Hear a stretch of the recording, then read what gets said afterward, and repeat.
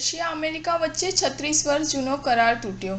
પુતિનનો ફરી ઘાતક મિસાઇલો તૈયાર કરવા આદેશ. રશિયન રાષ્ટ્રપતિ વ્લાદિમીર પુતિને કહ્યું કે રશિયાએ નાની અને મધ્યમ અંતરની મિસાઇલોનું ઉત્પાદન ફરીથી શરૂ કરવું જોઈએ, જેની પર અમેરિકાની સાથે હવે સમાપ્ત થઈ ચૂકેલી શસ્ત્ર સંધિ હેઠળ પ્રતિબંધ લગાવવામાં આવ્યો હતો. પુતિન 500 થી 5500 કિલોમીટરની રેન્જ ધરાવતી મિસાઇલોનો ઉલ્લેખ કરી રહ્યા હતા, જેમને શીત યુદ્ધના સમયે ઇન્ટરમીડિયેટ રેન્જ ન્યુક્લિયર ફોર્સેસ ટ્રીટી હેઠળ પ્રતિબંધિત કરી દેવાઈ હતી.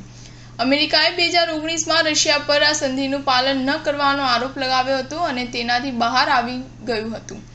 ત્યારે ક્રેમલિને કહ્યું હતું કે જો અમેરિકા આવી મિસાઇલો તૈનાત કરવાથી બચે છે જેની પહોંચ રશિયાની અંતર વિસ્તારો સુધી હોય તો તે નાની અને મધ્યમ અંતરની મિસાઇલોના ઉત્પાદન પર રોક જારી રાખશે.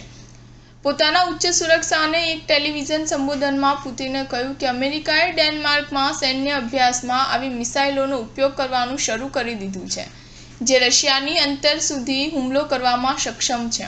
પુતિને કહ્યું, મોસ્કોએ સંયુક્ત રાજ્ય અમેરિકાને ચેતવણી આપી હતી કે બ્લેક સી ની ઉપર ડ્રોન ઉડાનથી સીધા સૈન્ય ટક્કરનું જોખમ છે.